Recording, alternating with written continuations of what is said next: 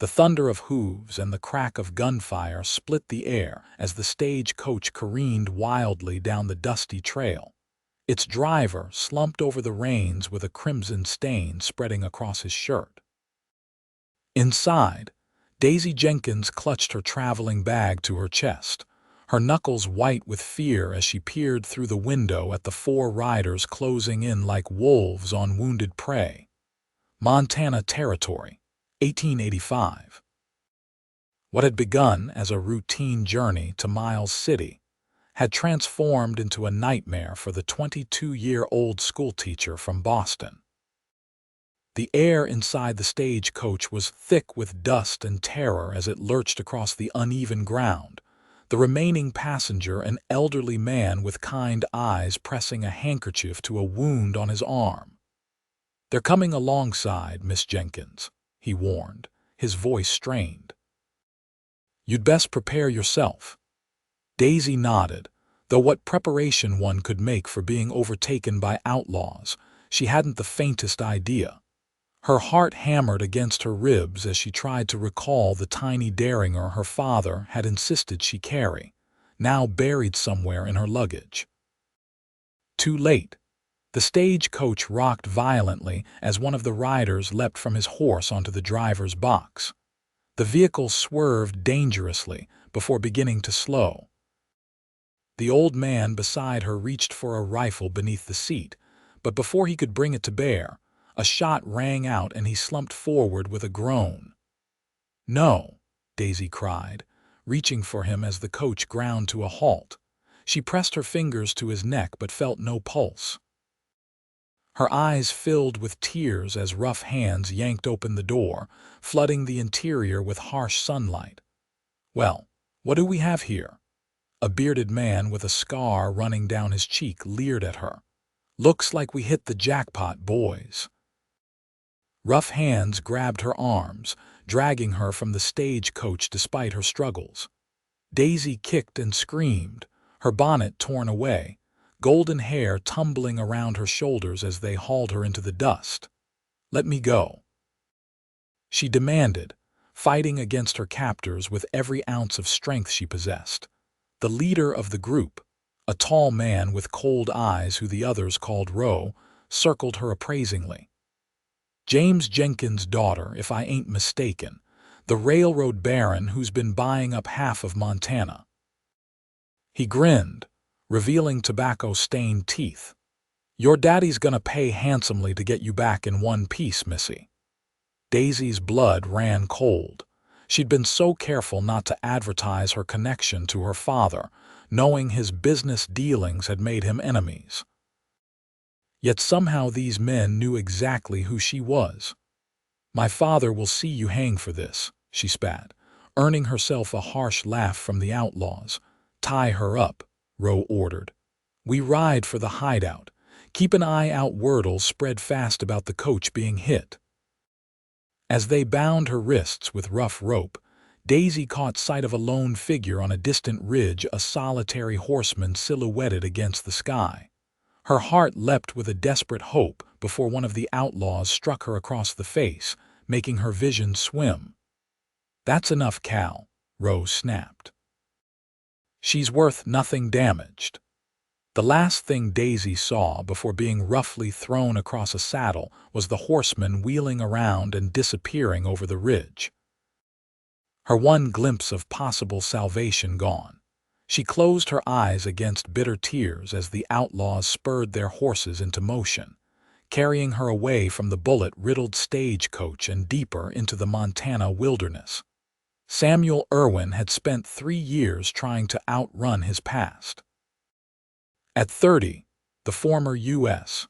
Marshal had seen enough bloodshed to last several lifetimes, and Miles City had offered the promise of anonymity. He'd built a modest life for himself, working as a ranch hand at the Double R and keeping mostly to himself.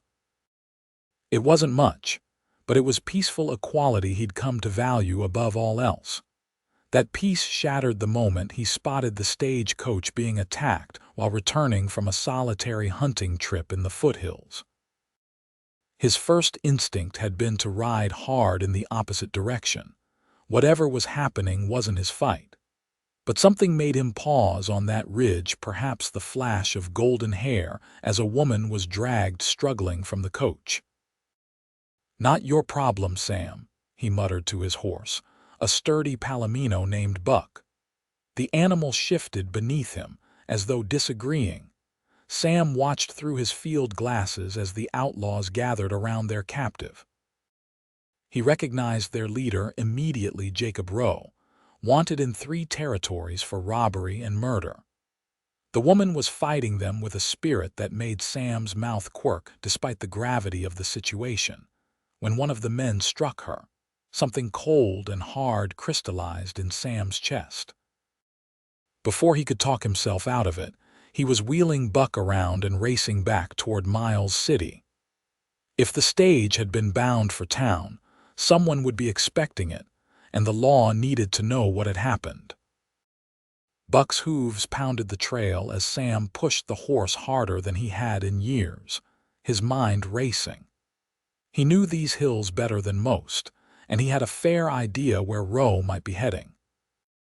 The Broken Skull gang had been terrorizing the territory for months, and rumor placed their hideout somewhere in the Badlands to the north. The sun was beginning to set when Sam thundered into Miles City, drawing curious stares as he pulled Buck to a halt before the sheriff's office. He dismounted in one fluid motion, striding through the door with purpose. Sheriff Taylor looked up from his desk, recognition and wariness crossing his weathered face. "Irwin, didn't expect to see you in town this week." "Stagecoach was hit about 15 miles out," Sam said without preamble. "4 riders, Rowe's gang, they've taken a woman hostage." Taylor stood abruptly. "The Boston stage was due in an hour ago. Driver's dead. Passenger too, I reckon. They left the coach riddled with bullets." "Damn it all to hell," Taylor swore. "There was supposed to be a banker and a schoolteacher aboard." "It was a young woman they took," Sam said, the image of golden hair and defiant eyes still fresh in his mind. "They seemed to know who she was, mentioned someone named Jenkins." The sheriff's face paled. "Jenkins?" "As in James Jenkins' daughter, the railroad magnate." He sank back into his chair. "This is bad, Irwin, very bad. Jenkins is due in town tomorrow to meet her." Sam felt a tightness in his gut. "They'll be looking for ransom." "No doubt." Taylor rubbed his chin. "I'll need to organize a posse, send wires. By the time you get men together and pick up their trail, that woman could be halfway to Canada or worse," Sam interrupted. "I know these hills. I saw which way they headed." Taylor's eyes narrowed. "What are you suggesting, Irwin?" "Last I checked, you turned in your badge 3 years ago, made it mighty clear you were done with law work." Sam's jaw tightened. "I'm not suggesting anything official, just telling you I'm going after her. Alone. Against Rowe's whole gang. That's suicide, man. Maybe." Sam turned toward the door. "But I've got a better chance of finding her alive than a noisy posse crashing through the brush. You handle Jenkins when he arrives. I'll handle finding his daughter." Taylor stood again. "Irwin, wait. I can deputize you, no thanks," Sam said without turning around. "I work better alone." Outside, he headed straight for the general store. If he was going to rescue the Jenkins woman, he'd need supplies and ammunition. Plenty of ammunition. The store owner, Morris Fleming, raised his eyebrows when Sam dumped an assortment of items on the counter. Jerky, coffee, ammunition for his Winchester and Colt, bandages, and a canteen. "Planning a war, Irwin?" Fleming asked as he tallied the purchases. "Just a hunting trip," Sam replied tersely. Fleming nodded toward the bandages. "Must be some dangerous game." Sam paid without responding and packed the supplies into his saddlebags. His final stop was the livery, where he arranged for Buck to be exchanged for a fresh mount. "The Palomino's tired," he explained to the stable master. "Need something strong that can handle rough country for a few days." 20 minutes later, Sam rode out of Miles City on a powerful black gelding, his Winchester rifle in its scabbard and determination set in his features. Darkness was falling, but he knew Roe wouldn't stop until he reached the hideout. And neither would Sam. As he urged the horse to a gallop, Sam tried not to think about why he was risking his life for a stranger. Perhaps it was the echo of the oath he'd once sworn, or perhaps it was simply that he'd seen too many innocents suffer and done nothing. Whatever the reason, he was committed now. He would find Daisy Jenkins and bring her home or die trying. The night was painfully long for Daisy. Thrown across a saddle like a sack of grain, each jolting step of the horse drove the breath from her body. The outlaws rode hard, stopping only briefly to water their horses at a stream before pressing on through the darkness. When they finally halted in a sheltered canyon, Daisy was more dead than alive, her wrists raw from the ropes and her body aching from the rough treatment. They dragged her from the horse and propped her against a rock while they made camp. One of them, a younger man with nervous eyes, brought her water, but Roe knocked it away before she could drink more than a sip. "Don't go getting soft, Billy," he growled. "She ain't a guest." "She won't be worth much if she's half dead from thirst," Billy protested. Roe considered this, then nodded grudgingly. "Give her enough to keep her alive, nothing more, and keep those ropes tight." Under the outlaw's watchful eyes, Daisy managed to drink a little more water. The cool liquid was like heaven on her parched throat, but it did little to ease the fear that had settled like a stone in her stomach. "What do you want from me?" she asked when she could speak again. Roe squatted before her, his face harsh in the firelight. "It's simple, Miss Jenkins. Your daddy's got money, lots of it, and he's gonna pay dearly to get his precious daughter back. And if he doesn't," a slow, cruel smile spread across Roe's face, "then we send him pieces of you until he changes his mind." Daisy felt bile rise in her throat but forced herself to meet his gaze steadily. "You're underestimating him if you think he'll negotiate with criminals. We'll see about that." Roe stood and addressed his men. 2-hour rest, then we move. Cal, you take first watch." As the outlaws settled around the small fire, Daisy leaned back against the hard rock, trying to find a position that eased the pain in her bound limbs. She thought of her father, stern and businesslike, but with a gentle side he showed only to her. Would he pay whatever ransom these men demanded? Of course he would, which meant they had no intention of letting her live once they got their money. Despair threatened to overwhelm her as she gazed up at the stars glittering coldly in the vast Montana sky. She'd come west full of hope and excitement, eager to build a new life teaching at the school in Miles City. Now it seemed that journey might end here in this desolate canyon, at the hands of men with no mercy. A slight movement on the ridge above caught her eye, a shadow shifting against the stars. For a moment, Daisy thought she'd imagined it, but then it moved again. Someone was up there watching the camp. Her pulse quickened.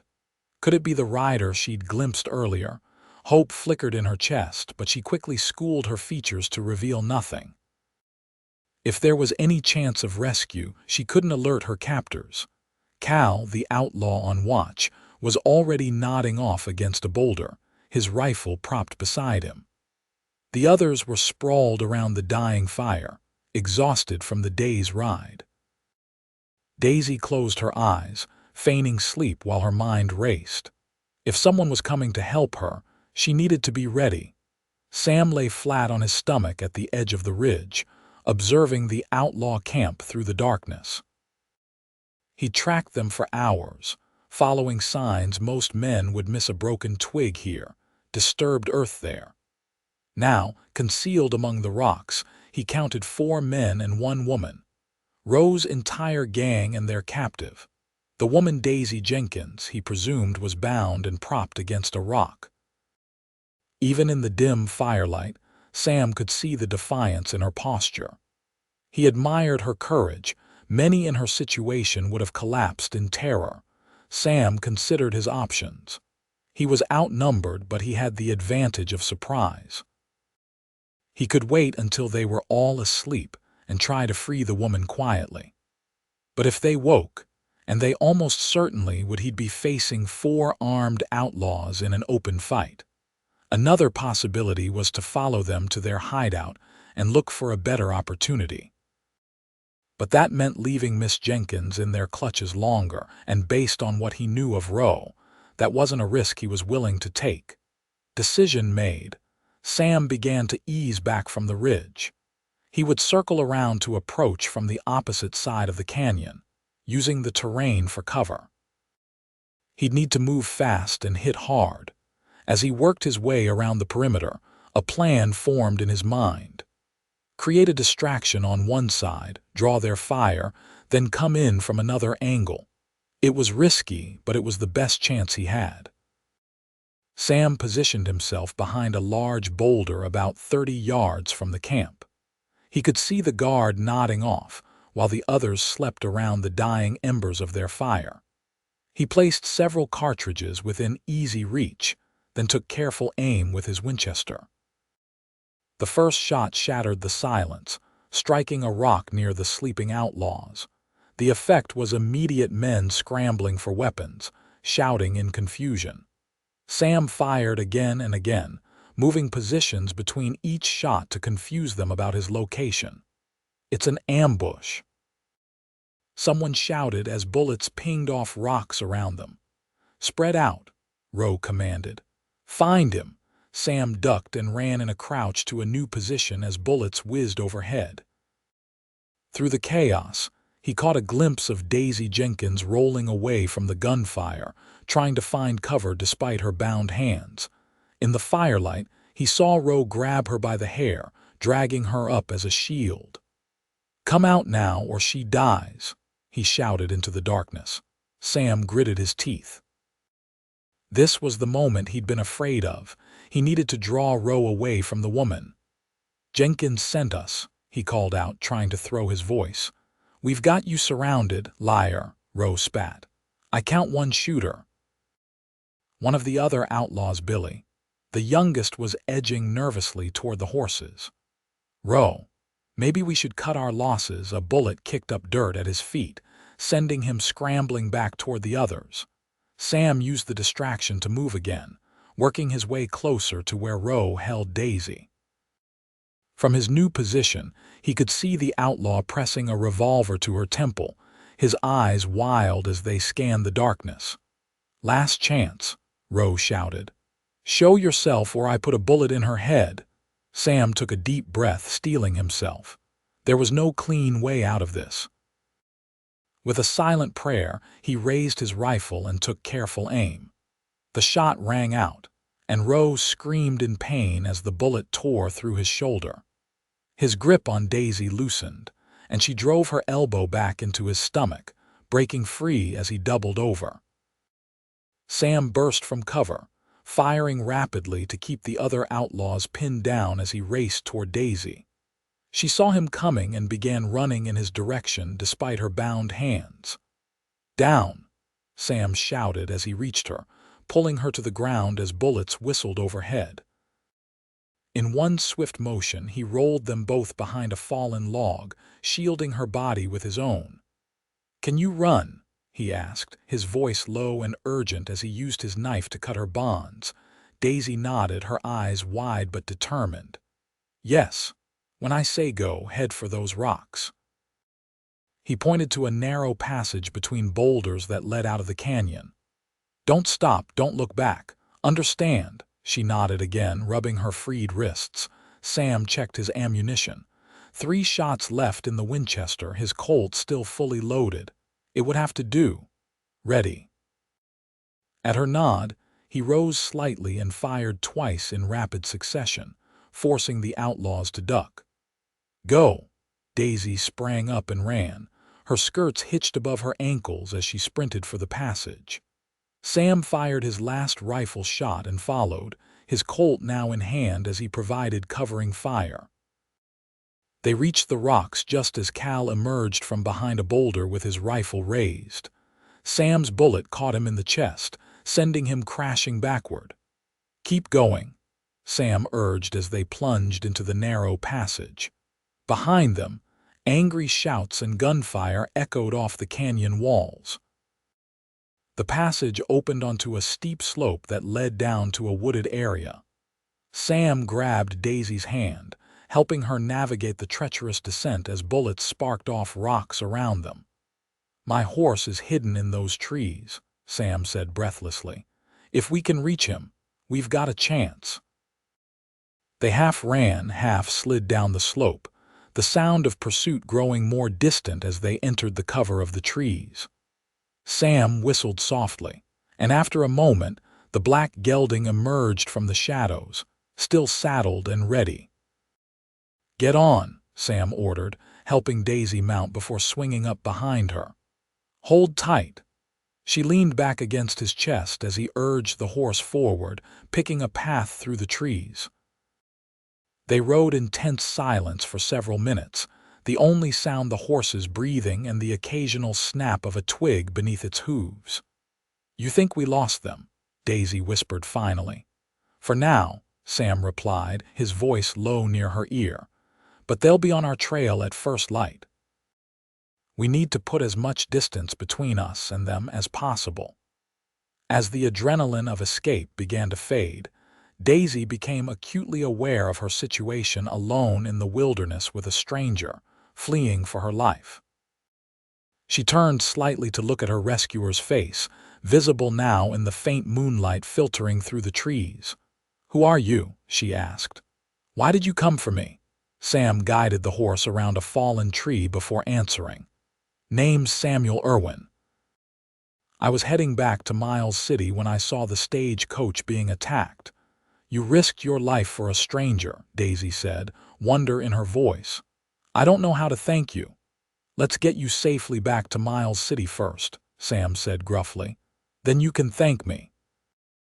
As they rode through the night, Daisy Jenkins leaned against the solid warmth of her rescuer, feeling safer than she had any right to given the circumstances. She didn't know what morning would bring, but for now, she was alive and in the company of the bravest man she'd ever encountered. Dawn broke over the eastern horizon, painting the Montana landscape in hues of pink and gold. Sam had pushed the horse hard through the night, following game trails and shallow streams to confuse their trail. Now, with daylight threatening to expose them, he guided the exhausted animal into a densely wooded ravine. "We need to rest," he said, dismounting and helping Daisy down.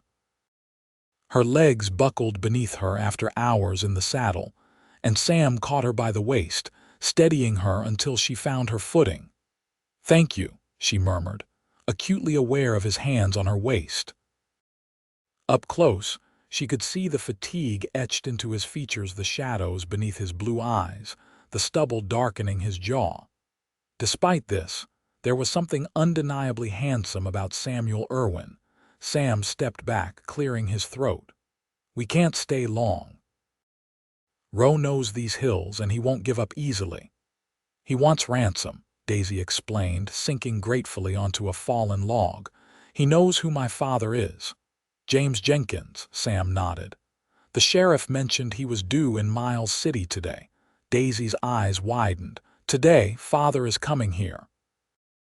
"To meet you," Sam confirmed, unsaddling the horse and giving it a well-deserved rub-down. "Which means we need to get you back before Roe has a chance to send his ransom demands." A shadow crossed Daisy's face. "If we can get back at all, they'll be hunting us." Sam paused, studying her face. Most women of his acquaintance would be hysterical by now, kidnapped, nearly killed, and now fleeing through the wilderness with a stranger. Yet Daisy Jenkins was remarkably composed, her fear evident but controlled. "We'll get back," he assured her, offering his canteen. "But first, you should drink and eat something." Daisy accepted the water gratefully, taking small sips as Sam had instructed. He handed her a strip of jerky, which she eyed dubiously before taking a bite. The tough, salty meat was nothing like the refined fare she was accustomed to, but hunger made it palatable. "What were you doing in Miles City?" Sam asked as he checked his ammunition. "It's a far cry from Boston." "I'm to be the new schoolteacher," Daisy replied, a hint of pride in her voice. "Father wanted me to stay in Boston, of course make a suitable marriage and live the life expected of someone in our position. But I wanted something more. So you decided to teach frontier children in the wilds of Montana." There was a note of amusement in Sam's voice. Daisy lifted her chin. "I decided to live my own life, Mr. Irwin, to make a difference where it's most needed." Sam's expression softened. "It's Sam, and I didn't mean to sound dismissive. It takes courage to leave behind everything familiar." "As I'm sure you know," Daisy observed. "You're not from Montana originally, are you?" A flicker of surprise crossed Sam's face. "What makes you say that? Your accent, there's a hint of something Eastern beneath the Western drawl." "Pennsylvania, perhaps." Sam looked impressed. "Good ear. Philadelphia originally." But that was a lifetime ago. Daisy wanted to ask what had brought him west, what had put that haunted look in his eyes, but the sudden snap of a twig nearby made them both freeze. Sam was on his feet instantly, his Colt drawn as he motioned for Daisy to stay still. They listened in tense silence as the sound of hoofbeats grew closer, then passed by some distance away. "Rose men," Sam whispered. "They're sweeping the area." Daisy's heart pounded. "What do we do?" "Change our plan." Sam began quickly resaddling the horse. "They'll be watching all the direct routes back to Miles City. We need to head northwest into the Badlands." "The Badlands." Daisy couldn't keep the alarm from her voice. "But that's our best chance," Sam cut her off. "Rough country, but I know a way through.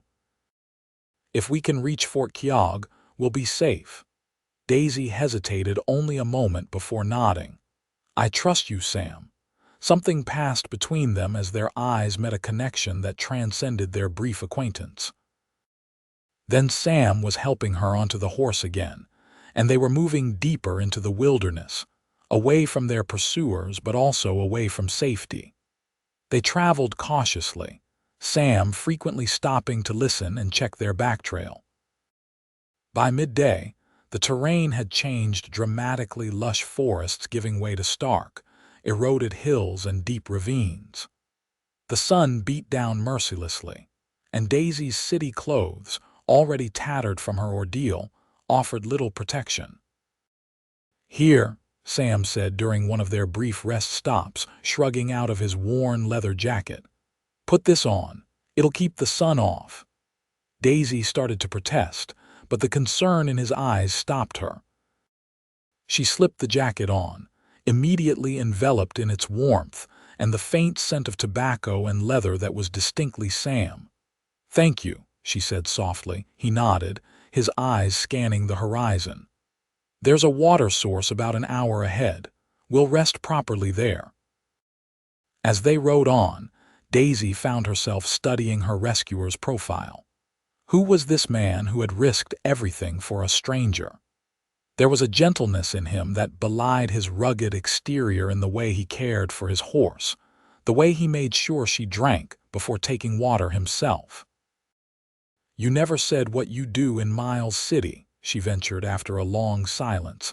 Sam kept his eyes on the trail ahead. "Ranch hand, mostly. Odd jobs when they're available." And before that, his shoulders tensed almost imperceptibly. "Does it matter? I suppose not," Daisy conceded. "But I'd like to know something about the man who saved my life." Sam was quiet for so long that Daisy thought he wouldn't answer. Finally, he sighed. "I was a U.S. Marshal once, tracked men like Roe across 5 territories." "What happened?" "I hung up my badge," he said simply. "Decided I'd seen enough killing to last a lifetime." There was more to the story. Daisy could hear it in his voice, but she didn't press. Everyone had their secrets, their private pains. "Well, "I'm grateful your path crossed mine, former Marshal Irwin," she said instead. Sam glanced back at her, a ghost of a smile touching his lips. "Let's get you to safety first, Miss Jenkins. Then you can decide if gratitude is warranted." They reached the water source Sam had mentioned, a small spring bubbling from between rocks, forming a clear pool before trickling away down the ravine. While the horse drank its fill, Sam helped Daisy dismount. "We'll rest here for an hour," he decided, looking at her pale face with concern. "You need to eat and get some proper sleep." "I'm fine," Daisy insisted, though the exhaustion of the past 24 hours was catching up with her. "You're swaying on your feet," Sam countered, "and we've got a long way to go before nightfall." He spread his bedroll beneath the shade of an overhanging rock and gestured for her to lie down. Too tired to argue further, Daisy sank onto the rough blanket, sighing as her aching body finally relaxed. "Just a short rest," she murmured as her eyes drifted closed. Sam watched her for a moment, struck by how vulnerable she looked in sleep, her golden hair spread across his bedroll, his too large jacket enveloping her slender frame. Something protective stirred in his chest, something he hadn't felt in a very long time. Shaking off the feeling, he busied himself refilling their canteen and checking their surroundings. No sign of pursuit yet, but he knew better than to get comfortable. Roe wouldn't give up easily, especially not with a prize as valuable as Daisy Jenkins. Sam settled himself on a rock where he could watch both the trail and his sleeping companion. As the minutes ticked by, his thoughts drifted to Miles City and what awaited them there. James Jenkins would be grateful for his daughter's return, no doubt, but Sam had no desire for recognition or reward. Once Daisy was safely delivered, he'd fade back into obscurity, perhaps move on to another town where his past was unknown. The thought brought an unexpected pang of regret. In the short time he'd known her, Daisy Jenkins had sparked something in him he'd thought long dead, a feeling of purpose, of connection.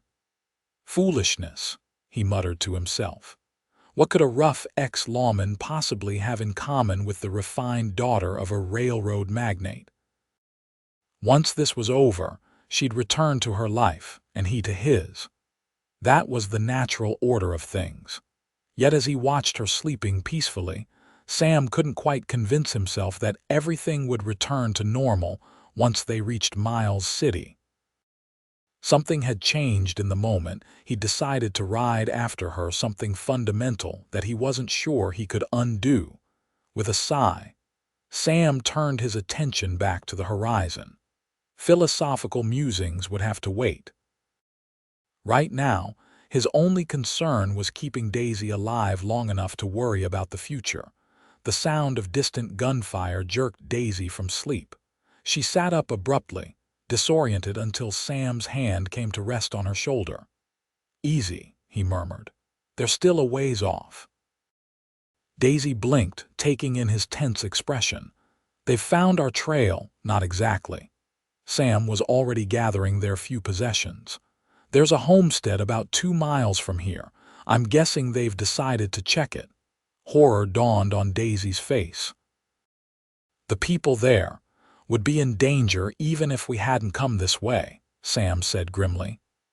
"Roe's gang doesn't leave witnesses, but we need to move now while they're distracted." He helped her to her feet, and they were soon mounted and moving again, Sam guiding the horse through increasingly rugged terrain. The sound of gunfire had faded behind them, but its echo lingered in Daisy's mind. "Those poor people," she whispered. Sam's jaw tightened. "This is Roe's doing, not yours. Remember that." They rode in silence for a time, each lost in their own thoughts. The landscape grew more severe, towering formations of eroded rock and deep chasms that seemed to appear without warning. Sam navigated with confidence, clearly familiar with this harsh territory. How much farther to Fort Keogh? Daisy asked as the afternoon waned. "We won't make it today," Sam admitted. "There's a place ahead where we can shelter for the night. An old trapper's cabin I used when I was tracking a fugitive through here a few years back." The mention of his former life piqued Daisy's curiosity. "You must have been good at your job." "I was," Sam said without pride. "Too good, some might say." "Is that why you quit?" Sam was silent for so long that Daisy thought he wouldn't answer. When he finally spoke, his voice was low and rough with emotion. "I was hunting a man named Blackwell. Stagecoach robber, killed a dozen people, tracked him for weeks, finally cornered him at a farm outside Denver." Sam paused, his eyes fixed on some distant memory. "He'd taken a family hostage, mother, father, 2 little girls. I went in alone, thought I could talk him down." Daisy held her breath, sensing the weight of what was coming. It went bad. Blackwell started shooting. When it was over, he was dead, but so was the youngest girl, caught in the crossfire. Sam's voice hardened. "My crossfire." "Oh, Sam," Daisy whispered, instinctively tightening her arms around his waist. "It wasn't your fault. Doesn't matter whose fault it was. She's still dead, and nothing changes that." He urged the horse up a steep incline. "I turned in my badge the next day, figured the world was better off without me enforcing the law." Daisy's heart ached for him. "And yet here you are, risking your life to save mine." Sam glanced back at her, a flicker of something unreadable in his eyes. "Some habits are hard to break, I guess." They crested the rise, and Sam reined in the horse, giving Daisy her first view of the Badlands stretching out before them, a vast, alien landscape of multicolored rock formations and deep shadows. Beautiful and terrifying in equal measure. "We'll follow this ridge for another hour," Sam said. The cabin's tucked in a draw on the other side. As they continued their journey, Daisy couldn't help but see Sam in a new light. The pain he carried explained the shadows in his eyes, the wariness in his manner. Yet despite that burden, he'd chosen to help her to return to the life he'd left behind, if only temporarily. The sun was setting when they finally reached the cabin, little more than a crude shelter of logs and stone built against the base of a cliff. It looked abandoned, half reclaimed by the elements, but it offered walls and a roof, which was all they needed. Sam helped Daisy dismount before leading the exhausted horse to a small lean-to beside the cabin. Inside, the cabin was Spartan, a rough plank table, a stone fireplace, and a single bed frame with a straw-filled mattress. "It's not much," Sam said, almost apologetically as he lit the stub of a candle he'd found on the mantel. "It's perfect," Daisy assured him, sinking gratefully onto a 3-legged stool. Now that they had stopped moving, every muscle in her body screamed in protest. She was unaccustomed to long hours on horseback, and the strain of their flight had taken its toll. Sam noticed her wince as she shifted position. "You're hurting." "I'll be fine," she insisted. "Just a bit stiff." He knelt before her, his expression concerned. "May I?" he asked, gesturing toward her ankle, which she'd been favoring. After a moment's hesitation, Daisy nodded. Sam gently lifted her foot, examining her ankle with careful fingers. His touch was surprisingly tender for such a rugged man. "It's swollen," he said.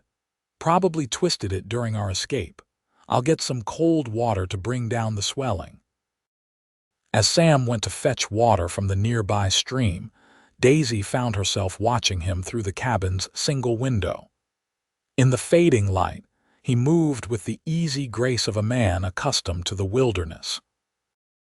There was strength in every line of his body, but also a controlled gentleness she found increasingly compelling. When he returned, he fashioned a compress from his bandana and the cold stream water, wrapping it carefully around her ankle. "Thank you," she said softly. "Not just for this, but for everything. Most men would have ridden in the opposite direction when they saw trouble. Sam's eyes met hers, startlingly blue in the candlelight. Most men haven't seen what happens when good people look the other way. Something passed between them in that moment, an understanding that went beyond words. Daisy felt her heart quicken as Sam's hand lingered on her ankle a moment longer than necessary before he stood abruptly. "You should rest," he said, his voice rougher than before. "Take the bed. I'll keep watch." "You need rest too," Daisy pointed out. "You haven't slept since yesterday." "I'm fine." "Sam," she said firmly, "you can't protect me if you collapse from exhaustion. We can take turns." He looked like he wanted to argue but finally nodded. "I'll take first watch. I'll wake you in a few hours." As Daisy settled onto the rough mattress, pulling Sam's jacket tighter around her despite the mild evening temperature, she found herself wondering what would happen when they reached Miles City. Would Sam simply fade back into his solitary existence? The thought brought an unexpected ache to her chest. In just one day, Samuel Irwin had become more than her rescuer. He'd become someone she cared about, someone whose pain she felt as acutely as her own. It was foolish, perhaps, this growing attachment to a man she barely knew. But there was something about Sam that called to her, something true and honorable beneath his guarded exterior. As sleep claimed her, Daisy's last conscious thought was of Sam's eyes in the candlelight and the connection she'd felt when they looked at her. Sam sat by the cabin's single window, his Colt resting on his knee as he kept watch over the moonlit landscape. Inside, Daisy's soft, even breathing told him she'd finally surrendered to exhaustion. Good. She needed rest after all she'd endured. He tried not to think about how she'd looked at him earlier with compassion instead of judgment when he'd told her about the child's death. Most people either condemned him outright or offered empty platitudes. Daisy had done neither. She'd simply understood, in a way that had pierced straight through the armor he'd built around himself. A dangerous woman, Daisy Jenkins, though not in any way she'd recognize. Dangerous because she made him want things he'd long ago decided weren't for him: connection, purpose, perhaps even redemption. Sam shook his head, forcing his attention back to the terrain outside. This was no time for such thoughts. They still had a hard journey ahead, with Rowe and his men undoubtedly hunting for them. Getting Daisy safely to Fort Keogh was all that mattered. The hours passed slowly as Sam maintained his vigil. Twice he thought he saw movement in the distance, but nothing materialized. Finally, when the moon was directly overhead, he reluctantly acknowledged that he needed rest. Rising stiffly, he crossed to the bed where Daisy slept. "Miss Jenkins," he said softly, touching her shoulder. "Daisy." She came awake instantly, her eyes finding his in the darkness. "Is it my turn to watch?" "Yes. I'm sorry to wake you. Don't be." She sat up, pushing tousled hair from her face. "I said we'd take turns, and I meant it." Sam explained what to watch for and handed her his Colt. "It's loaded and ready. Just pull back the hammer and squeeze the trigger if there's trouble, but wake me first if you can." Daisy took the weapon with steady hands. "I know how to use it. Father insisted I learn before coming west." Sam raised an eyebrow, impressed despite himself. "Smart man, your father." "He has his moments," Daisy said with a small smile. "Now rest, Sam. I'll keep us safe." He stretched out on the mattress she'd vacated, still warm from her body. Despite his exhaustion, sleep was elusive as he listened to Daisy moving quietly around the cabin. Finally, lulled by the rhythm of her movements and secure in the knowledge that she was more capable than he'd initially given her credit for, Sam drifted into sleep. He woke to the touch of Daisy's hand on his shoulder and the first gray light of dawn filtering through the window. "Sam," she whispered urgently. "There's someone outside." He was instantly alert, taking the Colt she offered and moving silently to the window. Outside, a solitary figure was approaching on foot, leading a horse. Not one of Roe's men, this person was smaller, moving cautiously. "Stay back," Sam told Daisy as he eased the door open, keeping his gun ready. The figure stopped at the sound of the door, hands raising slowly. "Hello, the cabin," a woman's voice called. "I mean no harm." Sam stepped partially into view, his gun still ready. "State your business."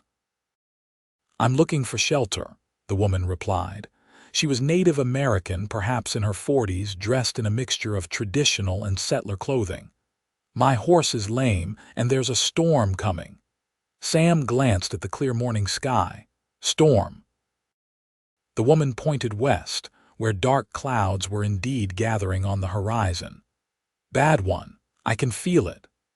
After a moment's consideration, Sam lowered his gun. His instincts told him this woman posed no threat, and if a storm was truly approaching, they'd all be better off with shelter. "Come ahead," he said, but slowly. The woman approached, leading a pinto with an obvious limp. As she drew nearer, Sam could see the weariness in her face and the wariness in her dark eyes. "I am Sarah Blackfox," she introduced herself. "I was returning to the Crow Agency when my horse stepped in a hole yesterday." "Samuel Irwin," Sam replied. "And this is Miss Jenkins." Daisy had moved to stand beside him, her initial caution giving way to concern as she saw the condition of Sarah's horse. "Your poor animal needs rest and care." Sarah's expression softened slightly at Daisy's obvious compassion. "Yes, I hope to find shelter here before the storm breaks. These Badland storms can be dangerous." "You're welcome to wait it out with us," Sam decided, noting that the western sky was indeed darkening rapidly. "We're headed to Fort Keogh when it's safe to travel." Sarah's eyes narrowed slightly. "Safe? You are running from someone." Sam hesitated, but Daisy spoke up. "I was taken from a stagecoach by outlaws. Mr. Irwin rescued me, but they're hunting us now." Understanding dawned in Sarah's eyes. "Roe's gang. They attacked a homestead yesterday looking for someone." Sam tensed. "The family, dead," Sarah said simply. "All but a young boy who hid in the root cellar. I found him while passing and took him to a Crow family I know." She studied them both. "Roe does not give up easily." "You are wise to seek the fort." "You know him?" Daisy asked. "I know of him," Sarah corrected. "He has raided both white settlements and Indian camps, a bad man with no honor." The wind was picking up now, and Sam helped Sarah stable her horse beside his own before they all took shelter in the cabin. The storm hit with surprising ferocity, driving rain and wind that howled around the small structure and found every crack in its aging walls. While Sam secured the door and windows as best he could, Daisy and Sarah worked together to build a small fire in the fireplace. The two women were soon conversing easily, their initial wariness giving way to the natural camaraderie of those facing a common challenge. "How long have you lived among the Crow?"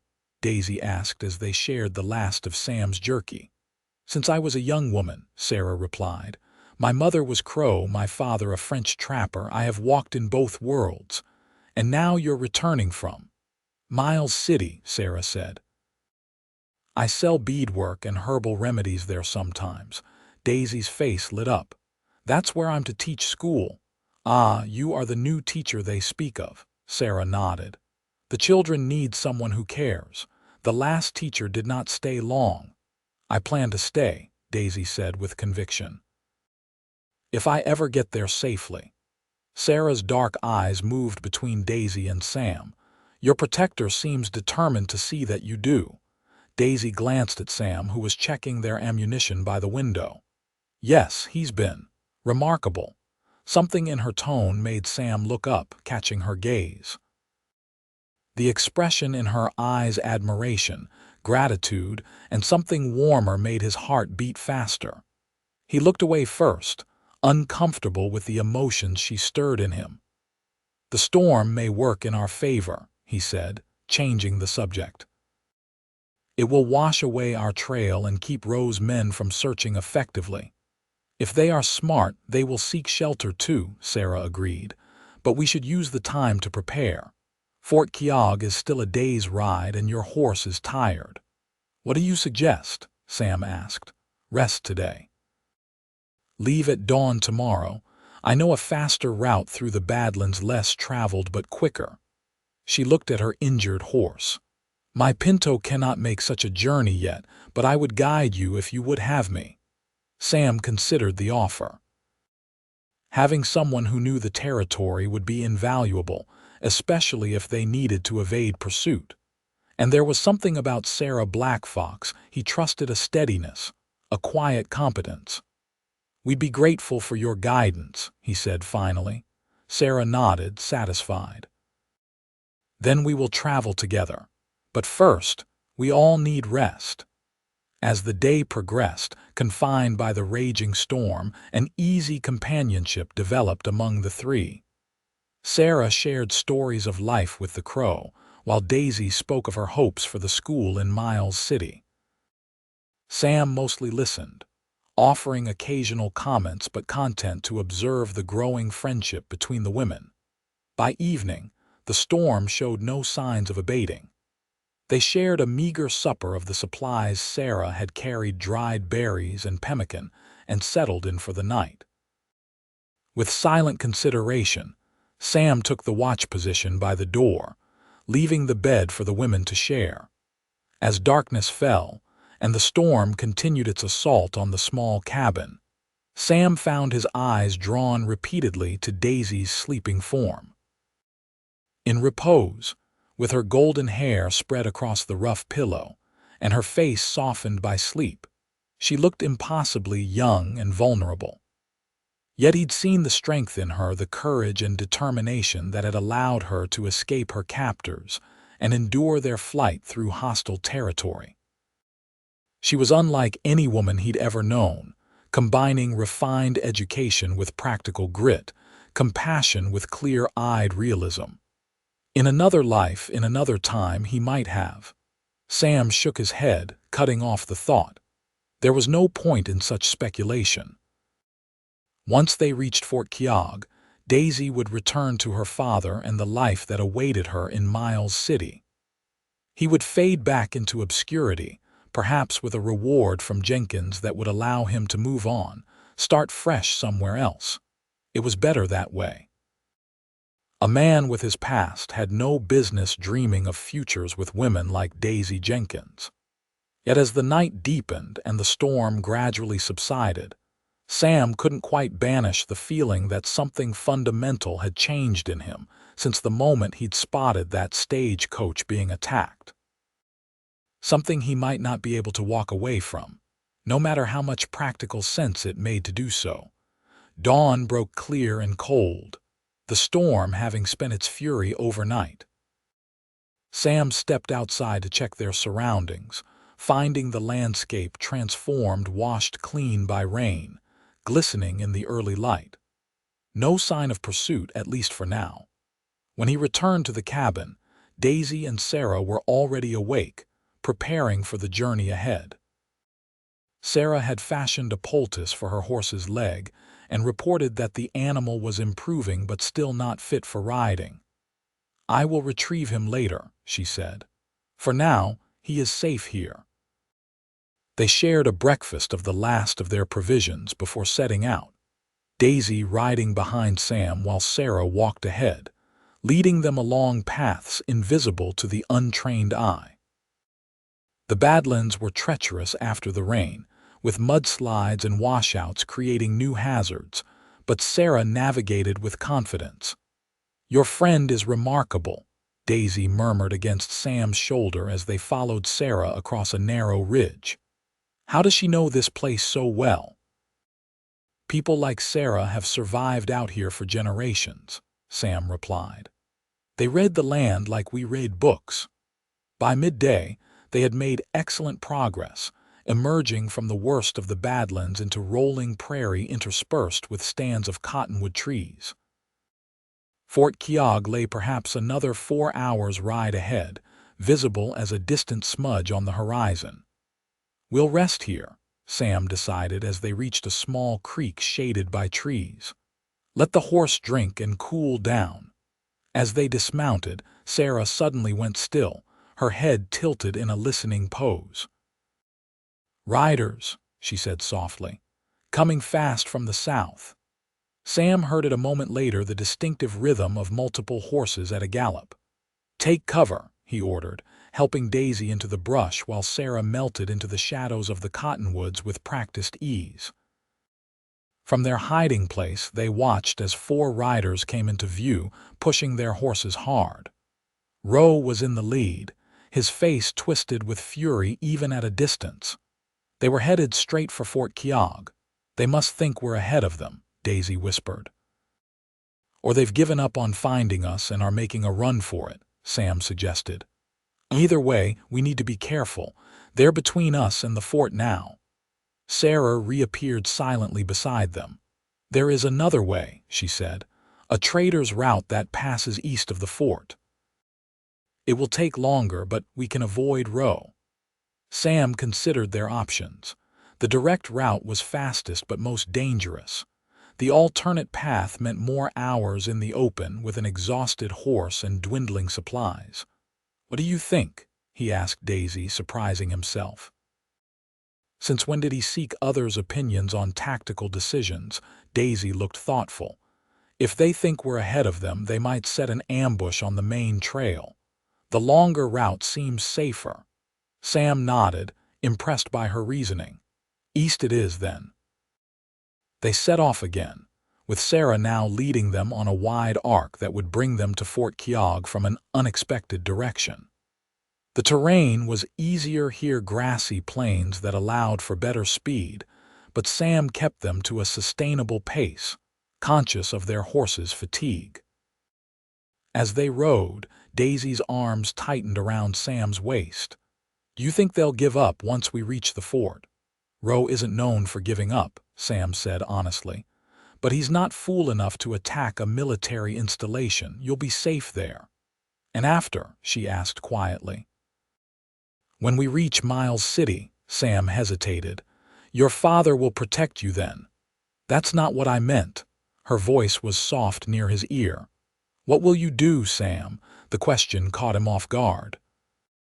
He'd been so focused on getting her to safety that he hadn't allowed himself to think beyond that immediate goal. "I haven't decided," he said finally. "Move on, maybe. Start fresh somewhere else. Or you could stay," Daisy suggested, her voice carefully neutral. "Miles City could use a man with your skills." Before Sam could respond, Sarah signaled for them to halt. They had reached a small rise, and beyond it lay an expanse of open ground they would need to cross to reach the eastern approach to Fort Keogh. "We are exposed here," Sarah warned.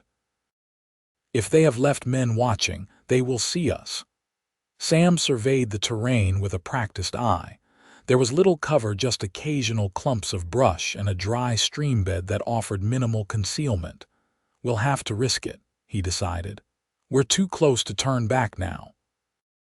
They proceeded cautiously, with Sarah scouting ahead while Sam and Daisy followed with the horse. The sun was beginning its westward descent, casting long shadows across the landscape. If they could reach the fort before dusk, they'd have a good chance of making it safely. They were halfway across the open ground when a shot rang out, kicking up dirt near Sarah's feet. She dropped instantly into the shallow streambed as Sam yanked the reins, turning the horse sharply toward the only cover available, a stand of scrubby brush, barely tall enough to conceal them if they lay flat. "Down," he ordered, practically throwing Daisy from the saddle before dismounting himself. More shots followed as they crawled into the inadequate shelter, bullets whizzing overhead. "Where are they?" Daisy gasped, her face pale but composed. Sam pointed to a rocky outcropping about 200 yards to their left. "There. Looks like Roe left someone behind after all." He could make out 2 figures using the rocks for cover, not Roe himself, but 2 of his gang members. They had the advantage of position and firepower, pinning down Sam and his companions effectively. "They're trying to keep us here until Roe returns," Sam said grimly. "We can't wait them out." Sarah had worked her way through the stream bed until she was closer to their position. "The fort is too far to signal," she said, "but I can circle around behind them if you provide distraction." It was a risky plan, but they had few options. Sam nodded. "Be careful." As Sarah slipped away, using the stream bed for cover, Sam turned to Daisy. "I need to draw their fire away from you. When I start shooting, take the horse and make a run for the fort. Stay low in the saddle." Horror crossed Daisy's face. "I'm not leaving you here." "This isn't a discussion," Sam said firmly. "Getting you to safety is all that matters." "No," Daisy's eyes flashed with determination. "We're all getting out of this, together." Before Sam could argue further, she grabbed his spare revolver from his saddlebag. "I told you I know how to shoot." "Let me help." Looking at her resolute expression, Sam realized she wouldn't be swayed, and perhaps she was right. Their odds were better if they worked together rather than separating. "All right," he conceded. "When I give the signal, we'll both fire at the rocks, not to hit them, but to keep their heads down while Sarah gets into position. But if I tell you to run, you run. No arguments." Daisy nodded, checking the revolver with practiced hands that surprised and impressed him. They waited tensely as the minutes ticked by, the outlaws occasionally firing to remind them they were still there. Finally, Sam judged that Sarah had enough time to get into position. "Ready?" he asked Daisy. At her nod, he called out, "Now." They both rose slightly and began firing at the rocks, forcing the outlaws to duck for cover. Sam fired methodically, conserving ammunition while providing a consistent barrage. Beside him, Daisy shot with surprising accuracy, her face set in concentration. The distraction worked. From her position behind the outlaws, Sarah launched her attack. They heard shouts of surprise, followed by a single shot. Then silence. Sam and Daisy waited, weapons ready, until Sarah's voice called out, "It is safe now." They emerged cautiously from cover to find Sarah standing over the bodies of the two outlaws. One was dead, the other unconscious and bound with his own belt. "You're full of surprises, Sarah Blackfox," Sam said with new respect. Sarah shrugged, though there was a hint of satisfaction in her expression. "These men have troubled my people too. It was good to fight back." They secured the surviving outlaw to his horse and continued toward Fort Keogh, now clearly visible in the distance. Sarah walked beside the prisoner while Sam and Daisy rode ahead to alert the fort. As the imposing wooden gates of Fort Keogh came into view, Daisy leaned her head against Sam's shoulder, exhaustion finally overtaking her. "We made it," she murmured. "Almost," Sam corrected, unwilling to let down his guard until they were safely inside. But he allowed himself to cover her hand with his own where it rested against his chest, a silent acknowledgement of all they'd been through together. The sentries spotted them approaching and called out a challenge. Sam identified himself and explained their situation. Within minutes, they were surrounded by soldiers who escorted them inside the fort's protective walls. The fort's commander, Major Wilson, received them immediately upon learning of their ordeal. A telegraph was sent to Miles City, informing the sheriff and James Jenkins that Daisy had been rescued and would arrive the following day under military escort. "Roe and another of his men rode through here not 2 hours ago," Major Wilson informed them. "We had no cause to detain them at the time, but I'll send men to Miles City immediately with the description. With luck, they'll be in custody before you arrive." After giving their statements, they were provided with quarters for the night, Sarah in the laundress's cabin, Daisy in the officers' wives' quarters, and Sam in the enlisted men's barracks. Before separating, They stood together in the fort's central yard, reluctant to part after all they'd shared. "I cannot continue to Miles City tomorrow," Sarah told them. "I must return for my horse and then to my people." Daisy embraced her warmly. "I can never thank you enough for your help, Sarah. Please visit me in Miles City whenever you can. You'll always be welcome." "I will come," Sarah promised. "Perhaps to show your students how to make proper moccasins." With a knowing glance between Daisy and Sam, she added, "Take care of each other," before walking away toward her assigned quarters. Left alone, Sam and Daisy stood in awkward silence, the fortress bustling around them as soldiers went about their evening duties. "You should rest," Sam said finally. "Tomorrow will be another long day." Daisy looked up at him, her blue eyes searching his face. "Will you come to Miles City with the escort? I'll see you safely there," he promised. "And after?" she pressed. Sam hesitated. The question he'd avoided earlier couldn't be dodged forever. "I don't know, Daisy. Your father is not the one who decides my future," she interrupted firmly. "I am. A woman like you has prospects, opportunities. You don't need a former marshal with ghosts in his past," she finished for him. "Perhaps not, but I think I might want him all the same." The directness of her words stunned him into silence. She stepped closer, her gaze never leaving his. "I know it's fast and perhaps foolish," she continued. "We've known each other only days, but I think when you save someone's life, when you face death together, you see the truth of a person more clearly than most people do in years of acquaintance. And what truth do you see in me?" Sam asked, his voice rough with emotion. "A good man," Daisy said simply. "One who carries too much guilt for things he couldn't control. One who deserves a second chance at happiness." She touched his cheek gently. "I'm not asking for promises, Sam, just don't disappear before we have a chance to discover what might be possible between us." Before he could respond, an orderly approached, informing Daisy that her quarters were ready.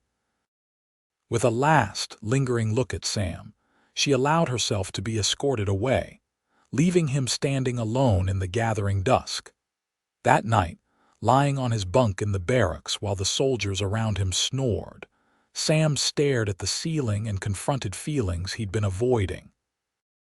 Daisy Jenkins had awakened something in him, something he'd thought was dead and buried alongside his badge and his former life. Hope. The possibility of redemption, perhaps even love. It terrified him. Not because he didn't want it, but because he wanted it too much. Because for the first time in 3 years, he was contemplating a future rather than running from his past. By dawn, Sam had made his decision. Whatever came next, he would face it alongside Daisy for as long as she wanted him there. The journey to Miles City passed without incident, the military escort ensuring their safety. As they approached the town, Sam felt Daisy tense beside him in the army wagon. "Nervous?" he asked. She nodded. "Father can be overwhelming, and after everything that's happened." "You're stronger than you know," Sam told her. "You survived Rowe and his gang, a night in the Badlands and a shootout. I think you can handle James Jenkins." Her smile was grateful as she reached for his hand, squeezing it briefly before the wagon rolled into town. Miles City was in an uproar, the streets crowded with onlookers eager to glimpse the rescued heiress. News of the Stagecoach attack and Daisy's kidnapping had spread quickly, and her return was nothing short of sensational. Sheriff Taylor was waiting outside his office as the military wagon pulled up. Beside him stood a tall, distinguished man with silver at his temples and Daisy's same blue eyes, James Jenkins. "Daisy," he cried as she descended from the wagon. He embraced her fiercely, his customary reserve forgotten in the relief of seeing his daughter alive. "Thank God you're safe." "Father," Daisy returned his embrace before stepping back. "I'd like you to meet the man who saved me, Samuel Irwin." Jenkins turned to Sam, who had hung back, suddenly acutely aware of his worn clothes and unshaven face. "Mr. Irwin," Jenkins said, extending his hand. "I understand I owe you my daughter's life." "She saved herself as much as I saved her, sir," Sam replied honestly, shaking the offered hand. "Your daughter is remarkably resourceful." Pride flashed in Jenkins' eyes as he glanced at Daisy. "Yes, she is, though her stubbornness in coming out here nearly got her killed." "Father," Daisy warned, a familiar note of exasperation in her voice. Jenkins held up a hand in surrender. "We'll discuss that later. For now, you need rest and proper care." He turned back to Sam. "I insist you join us for dinner tonight, Mr. Irwin. I want to hear the full story and discuss how I can properly express my gratitude." Before Sam could respond, Sheriff Taylor interrupted. "Speaking of gratitude, you'll be pleased to know we captured Rowe this morning. He was holed up in the saloon planning his next move. The information you provided to Fort Keogh was invaluable." Relief washed over Daisy's face. "So it's truly over." "It is," Taylor confirmed. "Thanks in no small part to Irwin here." He glanced at Sam with newfound respect. "Never thought I'd see the day you put the skills to use again." Jenkins looked between them with interest. "Skills?" "Sam was a U.S. Marshal," Daisy explained. "One of the best, from what I understand." "Was being the operative word," Sam interjected. Jenkins studied him with new calculation. "Interesting. We'll definitely have much to discuss tonight." He turned to Daisy. "Come, my dear. I've taken rooms at the hotel and you look dead on your feet." As they prepared to leave, Daisy looked back at Sam. "Dinner at 7, she reminded him. "Don't be late." Sam watched them go, Daisy's golden head beside her father's silver one as they moved through the crowd toward the Grand Western Hotel. He was still standing there when Sheriff Taylor clapped him on the shoulder. "You did good, Irwin," the sheriff said gruffly. "Real good." "Thanks," Sam replied, his eyes still on Daisy's retreating figure. Taylor followed his gaze knowingly. "Jenkins is building a house here, you know. Plans to expand his railroad business into Montana territory in a big way." Sam raised an eyebrow. "Is that so?" "Hum. Word is, he's considering investing in local law enforcement too. Thinks the town needs a proper marshal's office, separate from the county sheriff." Taylor gave him a significant look. Might be an opportunity there for a man with the right experience. Sam shook his head. "I hung up my badge for good reasons, Taylor." "Did you?" The sheriff shrugged. "Seems to me you never really stopped being a lawman, just stopped carrying the tin." He nodded toward the hotel. "Think about it. Town could use a man like you, and it seems to me Miss Jenkins might appreciate you sticking around too." With that, he walked away, leaving Sam with much to consider as he headed for the barber shop. If he was dining with James Jenkins tonight, he at least wanted to look presentable. Freshly shaved and wearing the only decent shirt he owned, Sam arrived at the Grand Western Hotel precisely at 7. He was shown to a private dining room where Jenkins and Daisy awaited him. Daisy's transformation was striking. Gone were the trail-worn clothes and tangled hair. In their place was a vision in blue silk, her golden hair elegantly arranged, her only ornament a simple pearl pendant at her throat. Yet Sam was pleased to see that the essential Daisy remained the spark of intelligence in her eyes, the determined set of her chin. "Mr. Irwin," Jenkins greeted him. "Right on time. Please join us." Dinner was an elaborate affair, with multiple courses served by attentive waiters. As they ate, Sam recounted their journey, carefully emphasizing Daisy's courage and quick thinking throughout the ordeal. Jenkins listened intently, his expression shifting between concern, pride, and occasionally, amazement. "It seems I've underestimated you, daughter," he said when Sam had finished. I thought sending you to this frontier town was indulging a passing whim. I see now that you possess more strength and determination than I gave you credit for." Daisy smiled. "Does that mean you've reconsidered your opposition to my teaching position?" Jenkins sighed. "I still think you could make a more suitable match in life in Boston, but yes, if this is truly what you want, I won't stand in your way." "It is," Daisy assured him. "Even more so after everything that's happened." Jenkins turned his attention to Sam. "Now, Mr. Irwin, as to the matter of reward, that's not necessary, sir," Sam interrupted. "I didn't help your daughter for money." "Nevertheless, a man should be compensated for his services," Jenkins insisted. "Especially services as valuable as saving my only child."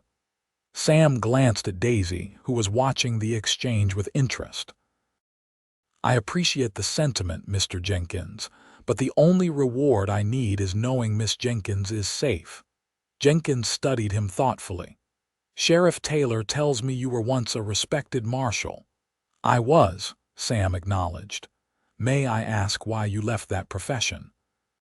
Sam hesitated, but Daisy's encouraging nod prompted him to share the truth: the incident with Blackwell, the girl's death, his decision to turn in his badge. When he finished, Jenkins was silent for a long moment. "A tragic circumstance, to be sure," he finally said. "But I wonder if abandoning your calling was the right response. It seems to me that law enforcement needs men like you, men who care deeply about justice, who are haunted by failure rather than callous to it." "I've had similar thoughts recently," Sam admitted, surprised by the railroad man's insight. "Good." Jenkins leaned forward. "Because I have a proposition for you. As you may know, I'm expanding my business interests in Miles City. The town is growing, and with growth comes the need for proper law enforcement. I've discussed with the town council the establishment of a marshal's office, separate from the county sheriff." Sam saw where this was heading. "Mr. Jenkins, hear me out," Jenkins insisted. "The position would come with a reasonable salary, housing, and the authority to build a proper department as the town grows. You would answer to the town council, not to me. All I ask is that you consider it." Sam looked to Daisy, whose face revealed nothing of her thoughts. "And what does your daughter think of this plan?" "I think," Daisy said carefully, "that Miles City would be fortunate to have you as its marshal. But more importantly, I think you need to decide what you want, Sam. Not what my father wants or what I want. What you want." Her words struck a chord in him. What did he want? For 3 years he'd drifted, avoiding commitment, avoiding connection. But the past few days had awakened something in him, a sense of purpose, yes, but also a longing for something more. "I'll consider it," he told Jenkins. "But I need time to think." Jenkins nodded, satisfied. "Take all the time you need. The offer stands." Later, as dinner concluded, Jenkins excused himself to attend to some business correspondence, leaving Sam and Daisy alone for the first time since their arrival in Miles City. "Walk with me," Daisy suggested, gesturing toward the hotel's small garden. Outside, the evening was mild, stars beginning to appear in the darkening sky. They strolled in silence for a moment before Daisy spoke. "You don't have to take the job, you know. Father means well, but he can be forceful." Sam smiled slightly. "I've noticed, must run in the family," she laughed softly. "Perhaps, but I mean it, Sam. Whatever you decide about staying in Miles City, about the marshal's position, it doesn't have to be connected to me."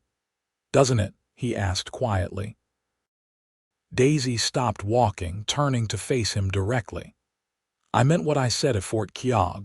I think there could be something between us worth exploring, but I don't want you staying for the wrong reasons. And if I stayed for the right ones," Sam reached out, gently touching her cheek. "What then?" "Then we would see where this leads," she said simply. "Day by day, step by step. No promises except honesty. I think I can manage that, Sam murmured, drawing her closer. The kiss, when it came, was gentle at first, a tentative exploration of newfound feelings. But it quickly deepened into something more profound, a promise of possibilities and a future neither had dared imagine days earlier. When they finally parted, both slightly breathless, Daisy's eyes were shining in the starlight. "So, Marshal Irwin," she teased softly. "It seems you might be putting down roots after all." "It seems I might," Sam agreed, his arm still around her waist. "Though I should warn you, taking up with a lawman comes with its share of complications. I believe I've demonstrated my ability to handle complications, Mr. Irwin." Her smile was radiant. "And I find I quite like the adventure." As they walked back toward the hotel, hands entwined, Sam reflected on the strange turns of fate that had brought them together. A stagecoach attack, a desperate chase, danger and fear and courage, all leading to this moment, this woman, this second chance he'd never expected to find. Whatever the future held, he knew one thing with certainty. Daisy Jenkins had changed his life forever. And for the first time in years, Samuel Irwin looked toward tomorrow with hope instead of shadows. 1 year later, the schoolhouse bell rang out across Miles City, signaling the end of another day of learning. Daisy Irwin gathered her books and papers as her students filed out, their voices raised in the exuberant chatter of children released from their studies. "Don't forget your compositions for tomorrow," she called after them. "And Jimmy Wilson, I expect that arithmetic to be completed this time." A tousled head poked back through the doorway. "Yes, Mrs. Irwin," the boy promised before disappearing again. Daisy smiled to herself as she tidied the classroom. After nearly a year of teaching, she knew which promises would be kept and which would be forgotten in the excitement of play. No matter, she had developed strategies for engaging even the most reluctant scholars. As she pinned up a new map of the Montana Territory on the classroom wall, the door opened again. She turned, expecting a student who had forgotten something, and instead found her husband leaning against the doorframe, watching her with a fond smile. "Marshal Irwin," she greeted him formally, though her eyes danced with pleasure. "To what do I owe this official visit?" Sam crossed the room and kissed her lightly. "Just thought I'd escort my wife home, unless she has other plans." "None that can't wait," Daisy assured him, gathering her bonnet and shawl. "How was your day?" "Quiet, thankfully." Sam took her books from her as they walked out together. "Just the usual, breaking up a fight at the saloon, helping old Mrs. Peterson find her wayward goat." Daisy laughed. "The terrors of law enforcement in Miles City." "I'm not complaining," Sam said seriously. "After Rose's gang, I'll take wayward goats any day." They walked arm in arm through the town that had become their home, exchanging greetings with townspeople along the way. Miles City had grown considerably in the past year, thanks in part to James Jenkins' railroad investments. New businesses had opened, new families had arrived, and the community was thriving. Their own home stood on the edge of town, a modest but comfortable house that Sam had helped build himself. It wasn't grand like the mansion Jenkins had constructed for his frequent visits, but it was theirs, filled with books and mementos and the promise of a future together. As they approached, Daisy spotted Sarah Blackfox waiting on their porch, her pinto horse tethered nearby. "Sarah," she called, hurrying forward to embrace her friend. "What a wonderful surprise." Sarah returned the embrace with genuine warmth. "I was passing through and thought to visit. I bring news and gifts." She indicated several packages wrapped in deerskin. "You'll stay for supper," Daisy insisted, leading her inside. "Sam caught fresh trout yesterday, and there's plenty for 3. While Daisy prepared the meal, Sam and Sarah discussed tribal matters and local news. Sarah had become an unofficial liaison between the Crow and the white settlers, working to ease tensions and foster understanding. Her friendship with the town marshal and his schoolteacher wife had helped build bridges that might otherwise have remained uncrossed. Over supper, Sarah shared her news tales of births and celebrations among her people, developments at the agency, rumors of gold that had thankfully proven false, sparing the Crow lands from an influx of miners. "And what of you two?" she asked finally. "You seem well settled." Daisy glanced at Sam, a silent communication passing between them. "Very well settled," she confirmed. "In fact, we have news of our own." Sam reached for her hand, his expression softening with pride and tenderness. "Daisy's expecting a child in the winter." Sarah's face lit up with genuine delight. "This is wonderful news. A child is a great blessing." She studied Daisy knowingly.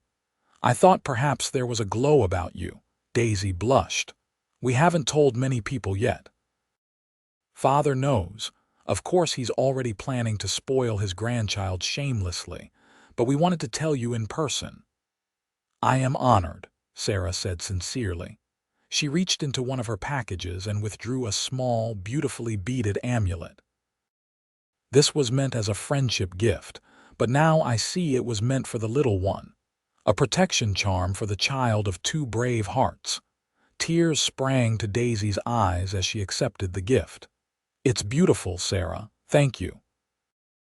Later, after Sarah had departed with promises to return for the birth, Daisy and Sam sat together on their porch swing, watching the stars emerge above Miles City. Sam's arm was around her shoulders, his hand resting protectively over the slight swell of her abdomen.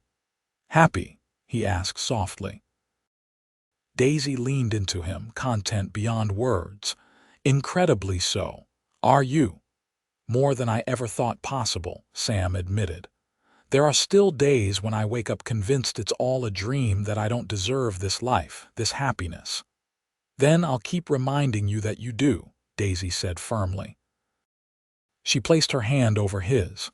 "Our child will know what a good man his father is." "His?" Sam raised an eyebrow. "You sound very certain." Daisy smiled mysteriously. "Just a feeling, though I'd be equally delighted with a daughter." They sat in comfortable silence, the distant sounds of the town a gentle backdrop to their thoughts.